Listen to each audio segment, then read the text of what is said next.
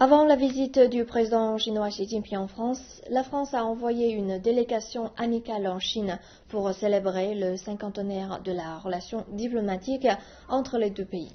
Parmi ses membres, M. Bernard Cole, pionnier des relations commerciales sino-françaises, neveu du général de Gaulle, notre chaîne l'a interviewé en exclusivité. Reportage de Xie Chengcheng.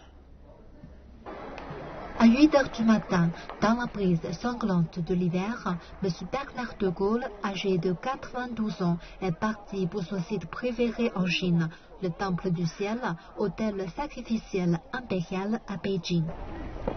Vous vous souvenez combien de fois vous êtes déjà venu? Au moins 20 fois. 20 fois? Oui. À chaque voyage que je fais, je suis venu. La première fois, c'était quand? En 1964, il y a 50 ans. Pour Bernard de Gaulle, le Temple du Ciel incarne toute la spiritualité chinoise, mais cette fascination pour la culture et l'histoire chinoise date de bien plus tôt que sa première visite en Chine. Neveu du général de Gaulle, il rappelle que son oncle parlait souvent de la Chine avec lui quand il était encore petit. La Chine est d'ailleurs un sujet de leur correspondance privée pendant des années. En 1964, quand le monde était détonné par la décision du général de Gaulle d'établir une relation diplomatique entre la Chine et la France, il était un des tout premiers soutiens de cette initiative. J'ai toujours pensé que c'était une excellente décision. Non pas parce que c'était mon oncle, mais parce qu'il avait une vue des rapports de la Chine avec le monde qui lui imposait de faire cette reconnaissance. Il considérait que la mise à l'écart de la vie internationale de la Chine, due à ses péripéties de révolution, devait cesser parce que le monde avait besoin de la Chine.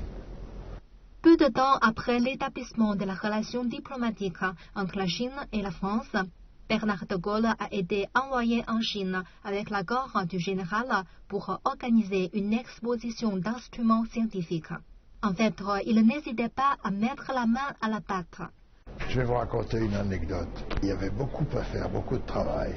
Et je me rappelle un jour de chaleur comme ça, j'étais en train de déballer des caisses énormes qui arrivaient.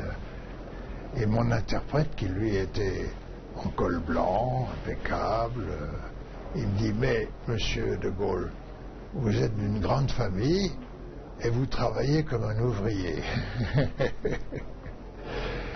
Aujourd'hui encore, les souvenirs du premier voyage en Chine sont vivants dans la tête de ce nonagénaire, au nombre desquels le plus cher est la rencontre avec le président Mao, président de la République populaire de Chine de l'époque. C'était un homme extraordinaire. La vue du monde par le chairman Mao, moi je la comparais avec la vue du monde que j'avais par le général de Gaulle. Parce que j'entendais de Gaulle me parler des mêmes sujets dans ma tête que ce que disait Mao. Je me dis: tiens, ça, oui, ça, non, c'est pas la même opinion. Et c'est resté complètement gravé dans ma tête. Complètement. Et toujours. Aujourd'hui, un demi-siècle s'est écoulé.